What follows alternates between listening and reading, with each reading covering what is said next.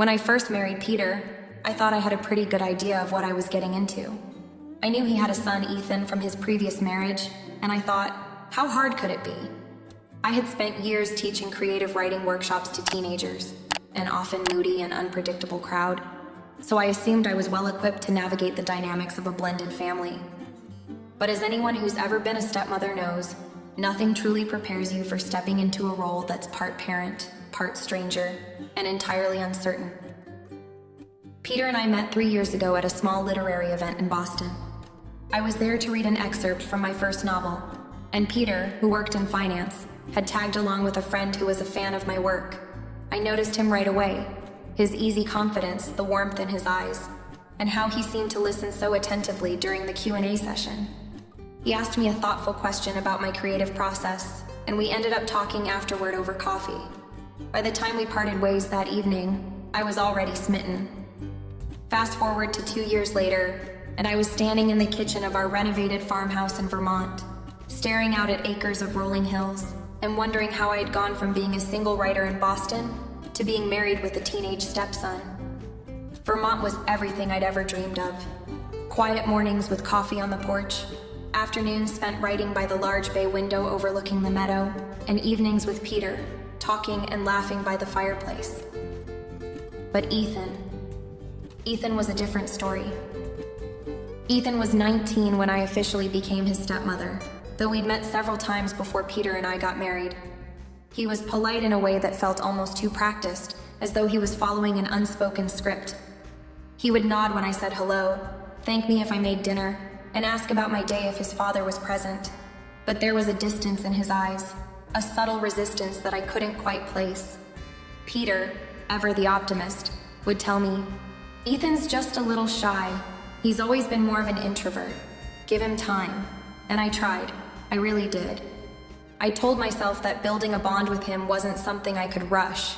After all, he'd spent most of his life with his mom, and then just him and Peter after the divorce. Suddenly having a new person in the house, especially one who wasn't much older than him, was bound to feel strange. Still, it wasn't easy. Ethan wasn't openly hostile, but he wasn't exactly warm either. He spent most of his time in his room, headphones on, scrolling through his phone, or working on projects I didn't fully understand. He had an old desk covered in wires, lenses, and film rolls, and from what I gathered, he was really into vintage photography. Every now and then I'd catch him on the porch, aiming his camera at the horizon, his face lit up with the last rays of the setting sun. It was one of the few times he seemed truly relaxed, and I wondered what it was about that camera that gave him peace. I decided to make small gestures to try and bridge the gap between us. I'd leave his favorite snacks in the pantry, ask him about his classes, or casually compliment the photos he left lying around.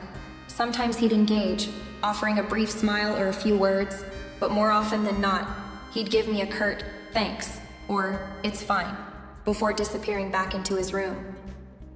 One night, I was in the kitchen wrestling with the old oven that came with the house. It was one of those antique models that looked charming, but was a nightmare to operate. I'd turned every knob, pulled every lever, but nothing seemed to work. I was on the verge of giving up when Ethan walked in. "Need help?" he asked, leaning against the doorway.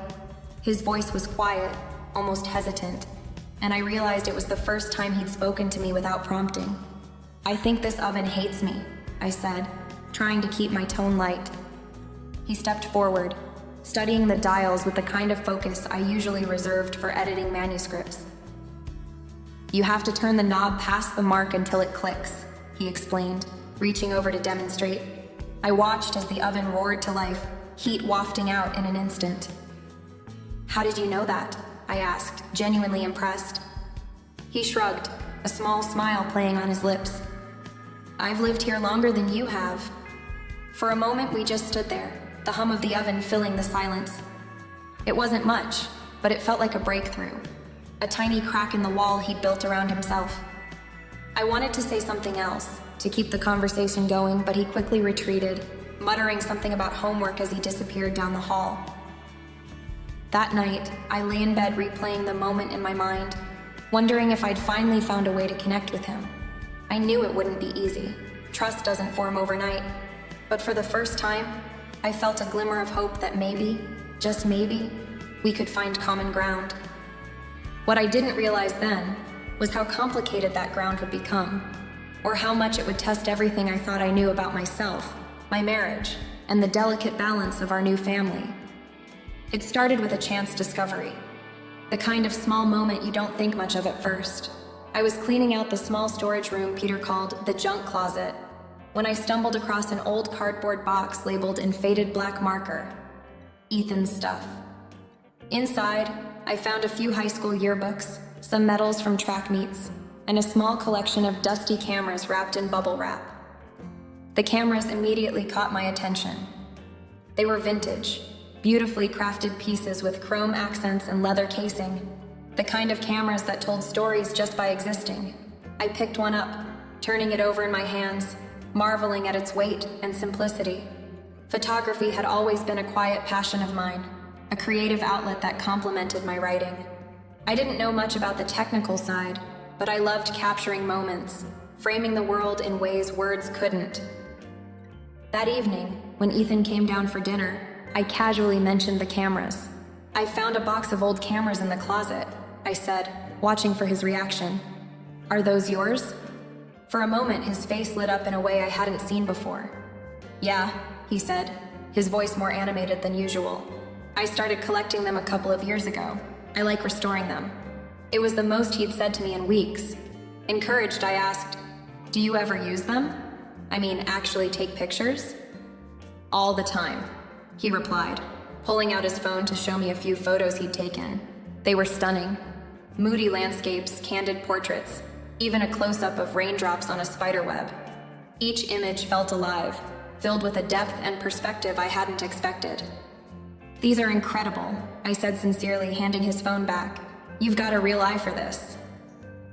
Ethan shrugged, but I could tell he was pleased. "Thanks. It's just a hobby." Over the next few weeks, our shared interest in photography became a kind of bridge between us. I'd ask him about his favorite cameras, and he'd show me how he restored them, explaining the mechanics in a way that made me feel like a student again. One afternoon, he invited me to join him in the backyard, where he was testing a newly restored Rolleiflex. "Here," he said, handing me the camera. "Look through the viewfinder. See how the image flips?" I peered through, marveling at the way the world appeared upside down and slightly distorted. "This is amazing," I said, adjusting the focus knob as he instructed. Ethan leaned in close, his arm brushing against mine as he pointed to the aperture dial. "You have to adjust this depending on the light," he explained, his voice quiet but insistent. For a moment, I was acutely aware of how close he was, the faint scent of his cologne mixing with the crisp autumn air. I shifted slightly, pretending to focus on the camera, and passed it back to him with a smile. "I think I'll leave the technical stuff to you," I joked. He grinned, his usual reserve melting away. "It's not that hard once you get the hang of it. I could teach you if you want." From that day on, we started spending more time together, usually in the evenings after dinner. We'd sit at the kitchen table, surrounded by lenses, film rolls, and tiny screwdrivers, working side by side as he repaired his cameras and I asked questions. It felt natural, easy even, like we'd found this unspoken rhythm that neither of us wanted to break. Peter, ever oblivious, seemed delighted by our newfound camaraderie. "See?" he'd say with a grin. "I told you Ethan just needed time." But as the weeks went by, I started noticing little things. Ethan lingering a bit longer after our conversations, the way his eyes followed me when he thought I wasn't looking. At first, I brushed it off as my imagination. He was just a kid after all, and I was trying to forge a connection in a situation that was new and awkward for both of us. Still, there was an intensity in his gaze that felt unsettling, a kind of quiet longing I couldn't quite place. And yet, I told myself it was nothing. It had to be nothing. After all, we were just bonding over a shared interest. What could be more innocent than that? That evening, with Peter working late and the house unusually quiet, Ethan and I ended up eating dinner together. It wasn't anything elaborate, just some leftovers I had reheated. But Ethan seemed in better spirits than usual, which made the silence between us feel less heavy.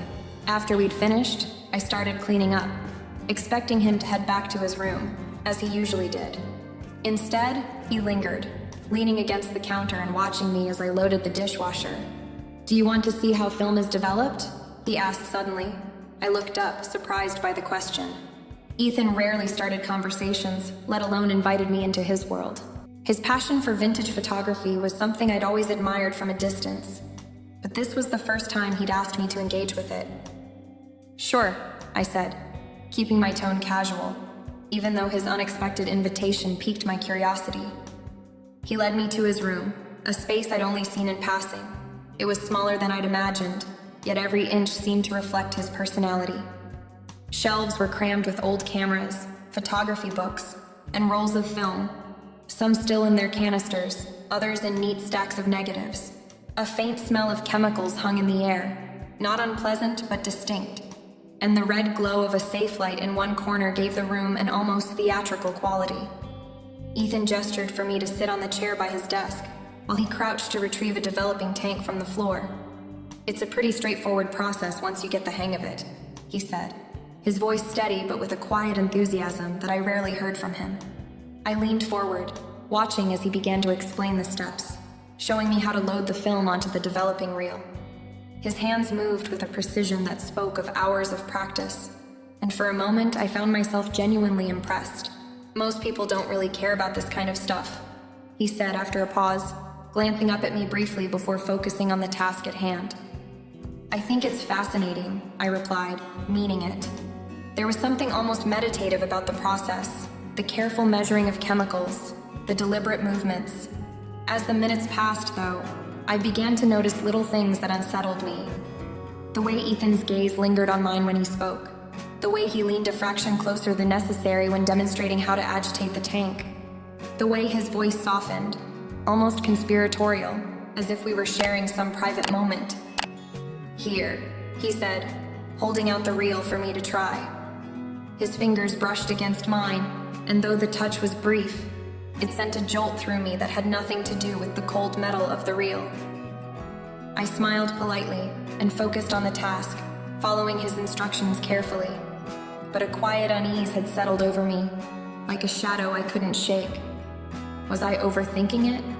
Misinterpreting his behavior? Or was there something more in the way he was looking at me? Something he wasn't saying?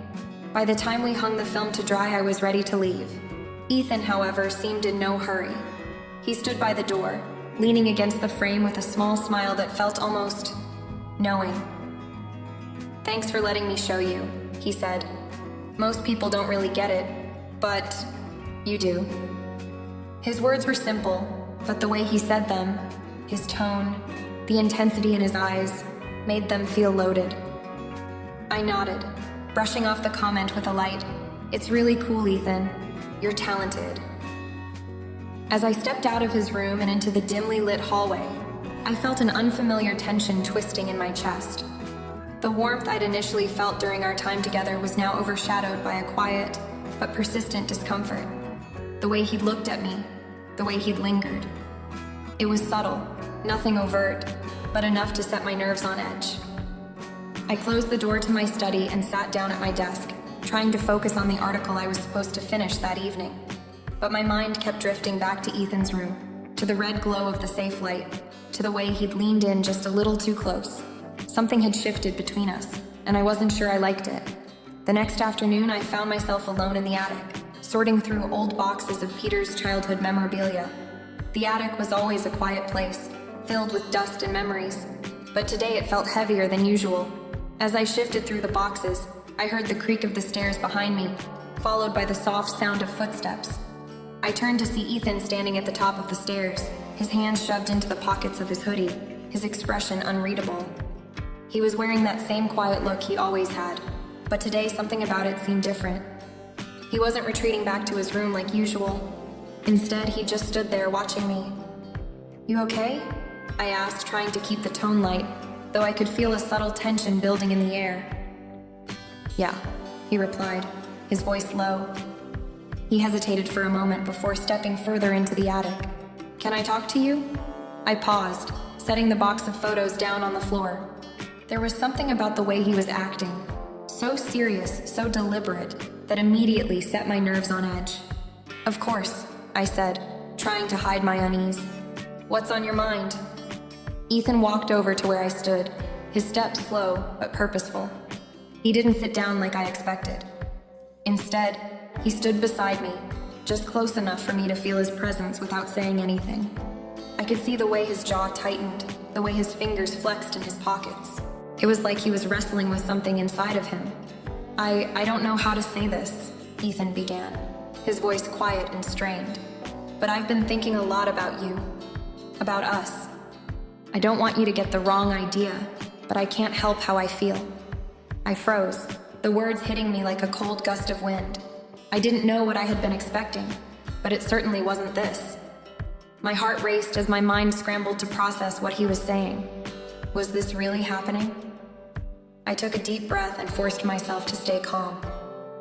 Ethan, I said gently, you're like family to me. I care about you, but not like that. You need to understand that. His gaze dropped to the floor for a moment, and I could see the subtle flush creeping up his neck. He nodded, but the words he had spoken hung in the air, thick and uncomfortable. I don't want to make things weird, he said after a long silence, his voice barely above a whisper. I just couldn't stop thinking about you, and I had to say something. I felt a wave of confusion and concern wash over me. I didn't know what to do with this, how to make this moment go away or fix whatever had shifted between us. It was like something had been broken, and I wasn't sure how to piece it back together. I put my hand on his shoulder, trying to offer some reassurance, though I wasn't sure if I believed it myself. It's okay, Ethan, I said softly, though my words didn't seem to have the weight I intended. But you need to understand there are boundaries. I'm married to your father, and I'm here for you as a stepmother. But this can't happen. His eyes met mine then, and for a moment, there was something vulnerable and raw in his gaze. He nodded slowly, but the look in his eyes made my stomach twist. He didn't seem to fully grasp the weight of what he had said, or the impact it would have on our relationship. I'm sorry, he muttered, his voice thick with emotion. I didn't mean to make you uncomfortable. I had to tell you. I gave him a small, forced smile, trying to push past the unease that had settled in my chest. I appreciate you being honest with me, but we can't talk like this again, okay? He nodded again, his shoulders slumping slightly as he turned to leave the attic. I stayed standing there, my heart still pounding in my chest. There was a strange mix of relief and fear swirling within me. Relief that he had spoken his truth, but fear of what this meant for the future. What had just happened between us? And how could we go back to pretending like everything was normal after this? I looked around the attic. The dusty old boxes, no longer just a backdrop of forgotten memories, but a silent witness to the conversation I would never forget. The days after that afternoon in the attic seemed to stretch on forever. There was an unsettling stillness in the house, as if the walls themselves were holding their breath, waiting for something to happen. I could feel the change, not just between Ethan and me, but within myself too. Every glance I exchanged with him felt like it carried unspoken weight, and every time we spoke, even if it was just a polite greeting, there was a lingering discomfort that neither of us knew how to shake off. I tried to go about my usual routine, focusing on my writing, staying busy with my work. But every time I sat down at my desk, I could feel the tension in the air like a static charge, making it hard to concentrate. Even when I left the house to run errands or take a walk, I couldn't escape the thoughts swirling in my mind. I kept wondering if I had handled the situation correctly. Had I been too harsh with Ethan? Too cold in my rejection? I knew it wasn't right for him to express those feelings toward me. But a part of me, small and reluctant, wondered if I could have been more gentle in my response. Could I have eased his embarrassment in some way, without compromising the boundaries I needed to maintain? But I quickly pushed that thought aside. I had done what was necessary. I couldn't allow things to get muddled. My role as his stepmother was clear. There could be no crossing of boundaries, no matter how painful or awkward it was. Still, it was impossible to ignore how things had changed between us. The air was thick with unspoken words, and I could feel my nerves fraying at the edges every time I saw him in passing. The polite distance we had maintained for so long had vanished, replaced by something far more uncomfortable and unmanageable. Peter noticed the tension too. At first, he tried to brush it off, thinking it was just the stress of school or the looming pressure of Ethan's future. But after a few days, it was clear to him that something deeper was going on. At dinner one night, Peter asked Ethan how his day had been, and I saw Ethan's eyes dart to me before he quickly looked away. His response was a mumble, barely audible, and it was obvious he wasn't in the mood for conversation. Peter glanced at me, his brow furrowed in concern. I wanted to say something to explain what had happened, but the words felt stuck in my throat. How could I bring it up? How could I explain this delicate situation without making it worse? The silence between us grew more pronounced with each passing day. Ethan no longer joined us for family meals unless he had to, retreating to his room and only emerging when absolutely necessary. The once familiar hum of daily life in the house had turned into an eerie quiet, one that made me feel like a stranger in my own home. I would find myself standing in the kitchen or walking down the hallway, passing Ethan without a word, the weight of our last conversation hanging between us like a thick fog. I could tell Peter was getting frustrated, and that only made me feel worse. He didn't understand why things had changed, why Ethan had suddenly become so withdrawn. Every time he tried to talk to him, Ethan would give short, evasive answers, his eyes never quite meeting his father's. Peter would look to me for answers, but I wasn't sure how to explain what had happened. What could I say? That Ethan had confessed feelings for me that I could never reciprocate? How could I make Peter understand the delicate balance I had tried so hard to maintain? It wasn't just about the relationship with Ethan, it was about our marriage, about keeping the trust intact. But as the days passed, I couldn't shake the fear that this unspoken tension was slowly eroding the foundation of everything. One evening, I was in my study, typing away on my computer, when I heard a soft knock on the door. I turned, expecting to see Peter, but instead it was Ethan. He stood there in the doorway, his hands in his pockets, his face unreadable. I hadn't seen him look like this since that afternoon in the attic. There was something different about him, something vulnerable, something raw, and my heart sank. I need to talk to you, he said quietly. I felt a wave of apprehension wash over me, but I motioned for him to come in. He stepped inside but didn't sit down. He stood just inside the door, still unsure of how to proceed. I couldn't help but notice the tension in his posture, the way his shoulders were slightly hunched, as if he were bracing himself for something difficult. Ethan, I began, my voice gentle but firm. What's going on? I don't want things to stay like this. If you're upset, you need to tell me. He looked down at his shoes for a long moment, then took a deep breath before lifting his eyes to mine. There was a mixture of guilt and frustration in his gaze, and I could see how hard this was for him. I know I've been different, he started, his voice cracking slightly. And I'm sorry, I don't know how to fix it. I don't know how to go back to the way things were. I felt a pang of sympathy for him. Ethan was trying. He was trying so hard to make things right, but it was clear he didn't know how. The weight of the situation was starting to sink in for him, and he was struggling with it in a way I hadn't expected. You don't have to fix anything, I replied softly. But we can't just ignore this. We need to talk about it, Ethan. We need to set things right. He nodded, his eyes downcast again. There was a long silence, and for a moment I wasn't sure if he was going to say anything else. But then, slowly, he spoke again. I'm sorry, Laura, he murmured. I didn't mean to make you uncomfortable. I didn't know who else to talk to. And I thought you might understand. I closed my eyes for a moment, trying to find the right words. Ethan, I said, my voice steady but kind. You can always talk to me. But not about this. Not like this.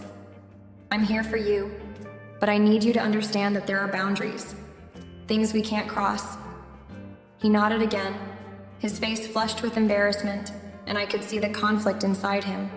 He wasn't ready to let go of the feelings he had confessed, but he knew he had to. I could see it in his eyes. The struggle was real. I'll try, he said quietly, finally taking a step back toward the door.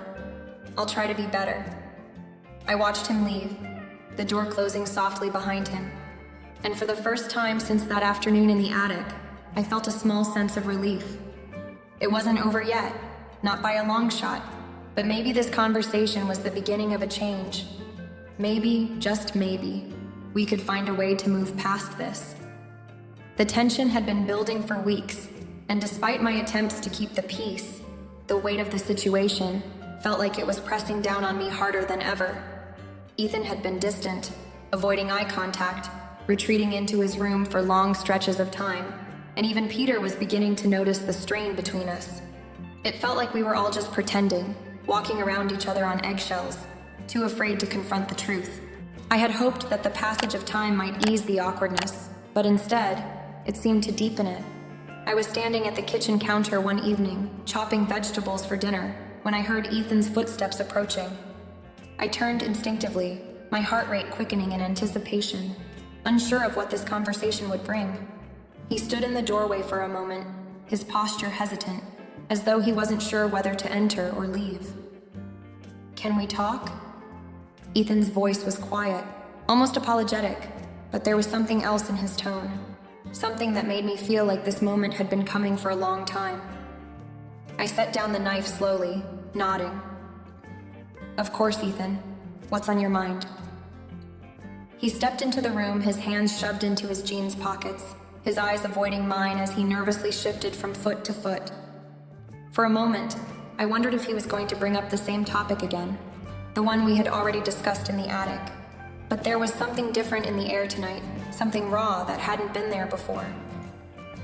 I wanted to apologize," he started, his voice low, as if he was trying to find the right words. "I know I've been acting weird, and I know I made you uncomfortable, and I really didn't mean to do that. I wasn't thinking straight, and I'm sorry." I could feel my breath catch in my throat as I processed his words. This wasn't what I had expected. I had anticipated more distance, more avoidance. Instead, Ethan was standing in front of me, taking responsibility for his actions, something I hadn't expected from him. I tried to hold back the wave of emotion that washed over me. I had been so torn about how to handle the situation, so uncertain about whether I had done the right thing by shutting him down when he had confessed his feelings for me. His apology, genuine as it seemed, was like a balm to my bruised heart, but it also reminded me of just how much was at stake. "Ethan," I said softly, my voice shaking slightly, "you don't have to apologize. What you did, it wasn't right, but I understand. You're going through a lot, and I get that. But I need you to know that we can't pretend like this didn't happen. We need to talk about it, and we need to be clear about what the boundaries are between us." He nodded, but his gaze was distant, and I could see that he was struggling to process everything. I knew that he wasn't entirely comfortable with this conversation, but I also knew that this was the only way forward. We couldn't avoid the truth forever. "I know," he murmured, still looking at the floor. "I've been trying to figure things out. I didn't know how to fix it. I didn't want things to be weird between us, but I didn't know how to make it right." I stepped closer to him, my hands trembling slightly as I placed them on the countertop in front of me for support. "Ethan, you don't have to fix everything right now, but we have to be honest. This isn't something that's just going to go away on its own. I want to help you, but I need you to understand that we can't ignore the fact that you crossed a line, and you need to respect that." He looked up at me then, and I saw the pain in his eyes, the regret and the frustration, the shame and the guilt. It was clear he hadn't meant to hurt me, but the truth was, his actions had made things infinitely more complicated than either of us could have anticipated. I wanted to tell him that it was okay, that everything would be all right in the end, but I couldn't lie to him. He needed to understand that what he had done was serious. "I know," he said quietly, his voice cracking with emotion. "I promise I won't do anything like that again. I don't want things to be like this. I don't want you to feel uncomfortable around me." I swallowed hard, nodding. "I know. I don't want that either. But we have to start over, Ethan. We have to rebuild trust, and that's going to take time. We can't rush it. We just have to take it one step at a time." He nodded again, his face flushed with embarrassment. "I'll try. I really will." There was a long pause as we stood there in the kitchen, the weight of the conversation settling between us. I knew that this was just the beginning of the healing process, but it was a step in the right direction. I I could see that Ethan was genuinely remorseful, and I felt a flicker of hope that maybe, just maybe, we could find a way to move forward from this. But as I looked at him, I couldn't ignore the nagging feeling in the back of my mind. There was still so much uncertainty, so many unanswered questions. "I'm here for you, Ethan," I said finally, my voice soft but firm. "I want you to know that, but we need to respect the boundaries, and we need to work through this together." He smiled faintly, and for the first time in what felt like ages, the tension between us seemed to ease ever so slightly. "Thanks, Laura," he whispered before turning and walking out of the room, leaving me standing there, wondering what would come next. I had been carrying the weight of the situation for so long that it felt like my chest might cave in under the pressure. I had tried to handle it on my own, hoping things would somehow resolve themselves, but it was clear that this was a conversation I could no longer avoid. The strain had been building, and the silence between Ethan and me had become unbearable. I couldn't live with the fear of it all anymore. I had to tell Peter. That night, as we sat down for dinner, I couldn't help but feel the heaviness in the air. Peter was unusually quiet, a slight frown tugging at his lips as he poked at his food, clearly distracted. I had to make a decision. This wasn't something I could keep hidden any longer. I couldn't pretend everything was fine when it clearly wasn't. I had been honest with Ethan, but now I had to be honest with Peter. Once we finished eating and the dishes were cleared away, I excused myself from the table. Peter followed me into the living room, his eyes full of concern. He had sensed the tension in the house for weeks now, but I could tell he didn't know the full extent of what had been going on. I had shielded him from it all because I didn't want to cause him unnecessary pain or add to his stress. But now, as I stood in front of him, I knew I had to tell him everything. "Peter," I began, my voice trembling despite my efforts to stay calm. "There's something I need to tell you. I've been keeping something from you, and I can't keep pretending like everything's fine." His eyes locked onto mine, and for a moment I saw a flicker of confusion. He could tell something was wrong, but I could see the worry growing as I hesitated. "What is it, Laura?" he asked gently, his tone filled with concern. Taking a deep breath, I gathered my thoughts, bracing myself for the moment that had been haunting me for so long. I couldn't hold back the truth any longer, even if it broke my heart to say it. "It's about Ethan," I said, barely above a whisper. "There's been something I didn't know how to handle, something that's been going on between us." I saw Peter stiffen, his brows furrowing in confusion. His expression shifted, concern turning into worry. "What do you mean? What happened?" I felt a knot form in my throat, but I pushed through, my voice shaking as I recounted everything. The moments of tension, the way Ethan had begun to act, the confession in the attic, and the uncomfortable situation that had followed. It felt surreal, like I was speaking about someone else's life instead of my own. But I needed Peter to understand. I needed him to know everything, no matter how painful it was. "I never wanted to hurt you, Peter," I continued, my voice thick with emotion. "But Ethan, he said things to me. He confessed feelings for me, and I didn't know how to handle it. I didn't want to hurt him, but I also didn't want things to spiral out of control. I told him we couldn't be like that I was his stepmother, but it's been so tense, and it's been affecting everything.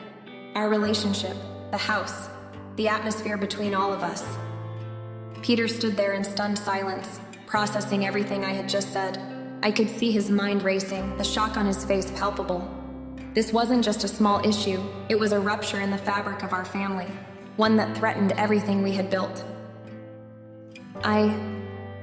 I don't know what to say, Laura," Peter finally murmured, his voice barely audible. He ran a hand through his hair, visibly struggling to comprehend what I was telling him. "I had no idea. I mean, I could tell something was off, but I never imagined. I didn't think it was this." I nodded, my eyes welling up with tears I had tried to hold back for so long. "I didn't know how to tell you. I didn't want to cause any more stress. But I can't keep living with this, Peter. It's eating me up inside." Peter looked at me for a long moment, and I could see the pain and confusion in his eyes. He wasn't angry, not yet anyway. but I knew he was struggling to reconcile the man he knew his son to be with the reality of what I had just shared. "Thank you for telling me," he said quietly after a pause. "I don't know what to do about this yet, but we'll figure it out. I'll talk to Ethan. We'll work through this together. You're not alone in this, Laura." I felt a wave of relief wash over me at his words, though the tension wasn't completely gone. It wasn't going to be easy to navigate the aftermath of this conversation, but at least I had finally told him the truth. At least now we could face it together. "I just want to make sure we're okay," I said, my voice breaking slightly. "I don't want to lose what we have, but we need to deal with this, Peter. We can't pretend it didn't happen." "We will," he said firmly, taking my hand in his. "We will figure this out, I promise." As we stood there, the weight of the situation still hanging heavy in the air, I knew this was just the beginning. The road ahead would be challenging and the future uncertain. But for the first time in weeks, I felt a small spark of hope. We would face this together. I had been avoiding this moment for so long, but now there was no running from it. I couldn't bear the tension any longer. The air between Ethan and me had grown too heavy, and I knew I had to tell Peter the truth. That night after dinner, I found the courage. "Peter, there's something I need to tell you," I started, my voice trembling. "It's about Ethan." Peter's face tightened with concern. "What's going on?" Taking a deep breath, I told him everything. Ethan's confession, the tension that followed, and how it had affected everything. The silence that followed was deafening, and I could see the shock in Peter's eyes. "I didn't know how to tell you," I whispered. "I didn't want to hurt you." Peter nodded slowly. "We'll figure this out, together." I felt a wave of relief, but I knew this was just the beginning. Later that night, Ethan came downstairs. His eyes were filled with uncertainty. "Can we talk?" he asked. I motioned for him to sit. We sat in silence for a while before he spoke. "I feel like I've ruined everything," he said quietly. "I don't know how to make things right." I took his hand. "You made a mistake, Ethan. We'll get through this, but you need to respect my boundaries." He nodded, his voice full of regret. I'll try to make it right." "It's going to take time," I said softly. "But we can heal. Together." It wasn't going to be easy, but it was a start. The journey of healing had begun,